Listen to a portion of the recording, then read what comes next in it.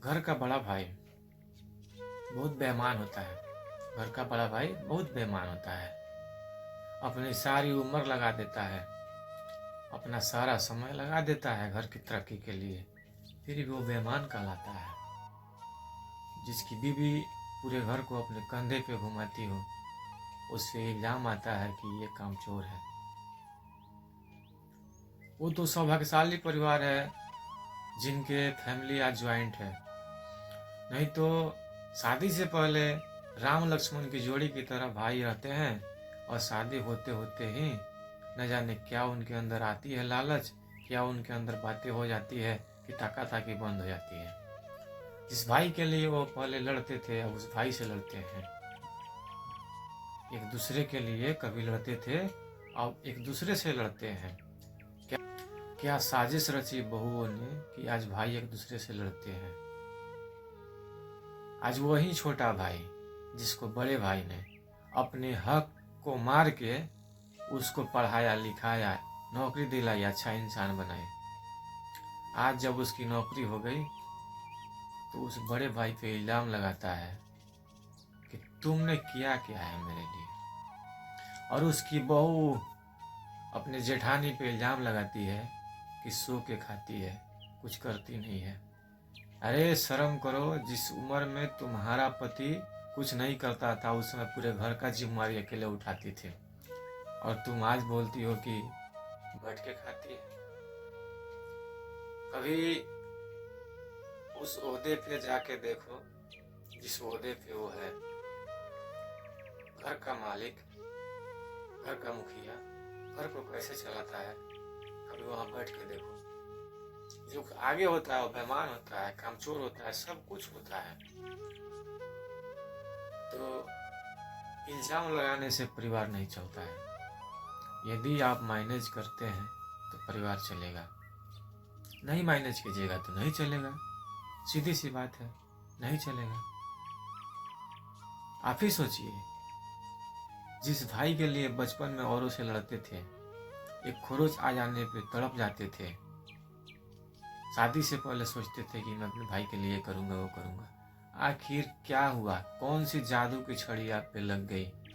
आप पे कौन सी जादू की छड़ी लगी है कि आप इस तरह उतावले हो जा रहे हैं बात बात पे? बड़ा भाई के लिए मैं संदेश देना चाहता हूँ, यदि आप बड़े हैं तो एक पिता का फर्ज निभाइए। यदि आप बड़े भाई हैं तो पिता का फर्ज निभाइए। कभी भी अपने छोटे भाई के लिए अनुचित न कीजिए, उसका हक कभी न मारिए। यदि आप बड़े हैं तो सबसे पहले बंटवारे के वक्त उसको अपना हिस्सा लेने के लिए सबसे आगे कीजिए।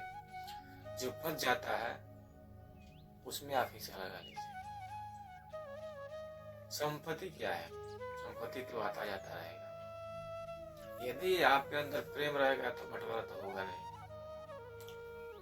प्रेम को ऐसे बना के रखिए कि संपत्ति में बंटवारे का एक बात ही ना आए। आप बड़े हैं तो आपको इल्जाम लगेगा, लेकिन यदि सोचिए थोड़ा कि हाथ की यदि एक उंगली कट जाती है, थोड़ा खरोच आ जाता है तो उंगली काट के तो फेंक नहीं देते हैं, उसको डॉक्टर से दिखाते हैं, मरहम पट्टी करवाते हैं, दवा खाते हैं। ठीक इसी प्रकार है परिवार। परिवार में कभी अनबन होती है तो उसे छोड़ा नहीं तोड़ा नहीं जाता है, उसे समझाइए, बुझाइए, सब संभल जाएंगे, सब संभल जाएंगे।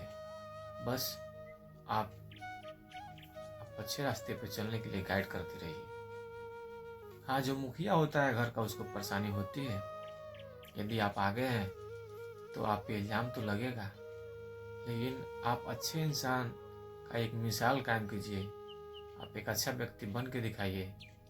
कुछ भी इल्जाम लगे लेकिन आप पीछे कभी मुड़ के ना देखिए, आप हमेशा आगे देखते रहिए। तब जाके समाज में एक अच्छे व्यक्तित्व की आप पहचान दिलाएंगे। तो लोग क्या कहेंगे ये सोचना छोड़ दीजिए, और बीवी के बातों में तो कतई ना आइए। ये वही बीवी है जो कहीं और से आके आपको इतना ज़्यादा मान लेती है कि आप अपने भाई को छोड़ देते हैं। इस बीवी को ये समझाइए कि वो मेरा भाई है और वो तुम्हारी बहन, और तुम के साथ जो तुम कर सकती हो सुलूक, वही तुम मेरे भाई की पत्नी के साथ करो। तुम दोनों बहन बन के रहो, झगड़ा ना करो, कभी प्रेम से समझा दो, सब कुछ शांत हो जाएगा।